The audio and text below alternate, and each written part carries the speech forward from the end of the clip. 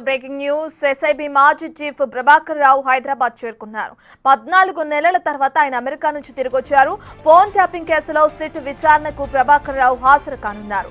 ఇదే కేసులో అరెస్టైన ఇతర నిందితులు ఇచ్చిన సమాచారంతో ప్రభాకర్ రావును ప్రశ్నించబోతుంది సిట్ టీం. ప్రభాకర్ రావు ద్వారా రాబట్టే అంశాలతో ఫోన్ ట్యాపింగ్ కేసు విచారణ కొలిక్కొస్తుందని సిట్ భావిస్తోంది.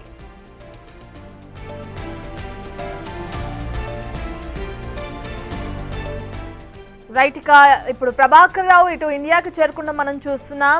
తెలంగాణలో సంచలనంగా మారిన ఫోన్ ట్యాపింగ్ కేసు ఇప్పుడు కొలిక్కొచ్చే అవకాశం కనిపిస్తుంది.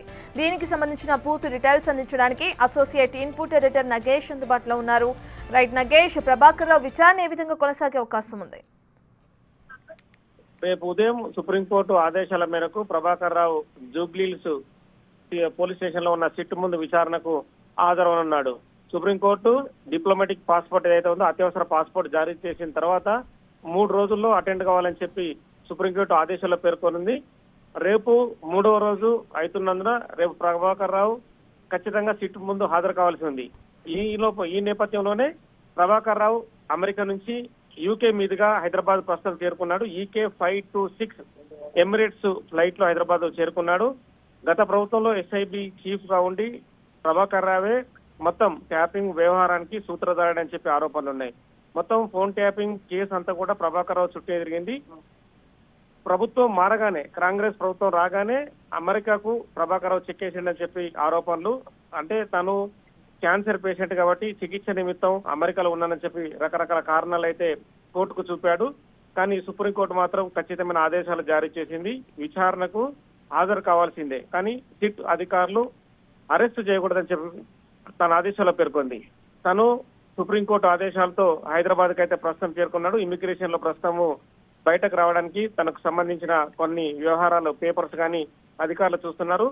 సిట్ అధికారులు కూడా ఎయిర్పోర్ట్ కి, ఎస్ఐబి సంబంధించిన కొంతమంది పోలీసులు కూడా ప్రస్తుతం ఎయిర్పోర్ట్ కు చేరుకున్నారు. ప్రభాకర్ రావు ఎయిర్పోర్ట్ నుంచి తన ఇంటికి, అంటే మణికండలో ఉన్న విల్లాకు వెళ్తాడా లేదంటే తన బంధువుల ఇంటికి వెళ్తాడని చూడాల్సింది. కానీ రేపు ఉదయం 10:30 ప్రాంతంలో మాత్రం జూబ్లీహిల్స్ లోని సిట్ ముందుకు ప్రభాకర్ హాజరు కానున్నాడు. ప్రభాకర్ రావును విచారిస్తే చాలా విషయాలు వెలుగులోకి వచ్చే అవకాశం కనిపిస్తుంది. ఎందుకంటే గతంలోనే చాలా మంది అరెస్ట్ అయ్యారు, భుజంగరావుతో సహా చాలా మంది. అంటే ఇప్పటికే ఈ కేసులో 6 అరెస్టులకు పైగా జరిగాయి. కానీ మొత్తం ఈ కేసు అంతా కూడా, అంటే అరెస్ట్ అయిన వ్యక్తులందరూ కూడా ఎవరు చెప్తే ట్యాపింగ్ కు పాల్పడ్డారు దానిపైన మొత్తం ప్రభాకర్ రావు చెప్తేనే ట్యాపింగ్ చేశామని చెప్పి వాళ్ళందరూ కూడా సిట్ అధికారుల ముందు వాళ్ళ వాంగ్మూలం ఇచ్చారు. ఇందులో రాజకీయ నేతలు, సినీ ప్రముఖులు, జడ్జిలు, జర్నలిస్టుల ఫోన్లు ట్యాప్ చేసినట్లుగా ప్రభాకర్ రావు పైన ఆరోపణలు ఉన్నాయి.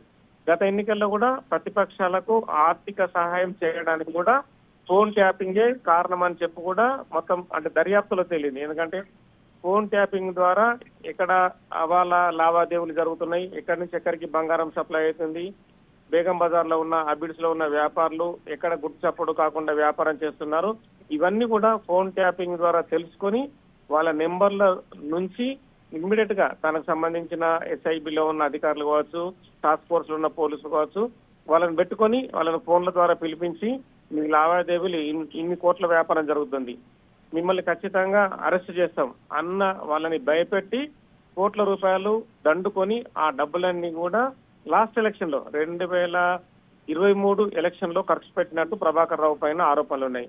మొత్తము మాజీ ముఖ్యమంత్రి కేసీఆర్ ఆదేశాలతోనే ఈ ఫోన్ ట్యాపింగ్ వ్యవహారం అంతా కొనసాగినట్టుగా కూడా గతంలో ఉన్న ఎవరైతే అరెస్ట్ అయిన పోలీసులు ఉన్నారో వాళ్ళందరూ కూడా వాంగ్మూలం ఇచ్చారు. మొత్తం వ్యవహారం అంతా ప్రభాకర్ రావు చుట్టూ తిరగడంతో ప్రభాకర్ రావు ఎస్ఐబి చీఫ్ గా ఉండి ఇంకెన్ని అక్రమాలకు పాల్పడ్డాడు, ఫోన్ ట్యాపింగ్ వ్యవహారంలో ఇంకా ఎంతమంది ట్యాపింగ్ చేశారన్న విషయాన్ని ప్రభాకర్ రావు నుంచి విచారణ చేపట్టి అతని నుంచి పూర్తి విషయాలు తీసుకునే అవకాశం కనిపిస్తుంది. ఎందుకంటే ప్రభాకర్ రావే ఎస్ఐబి చీఫ్ గా రిటైర్ అయినా కూడా కంటిన్యూ చేస్తూ అధికారులు ఎస్ఐబి చీఫ్ గానే అప్పటి మాజీ ముఖ్యమంత్రి కేసీఆర్ అప్పుడు తన ప్రభుత్వంలో కంటిన్యూ చేశాడు.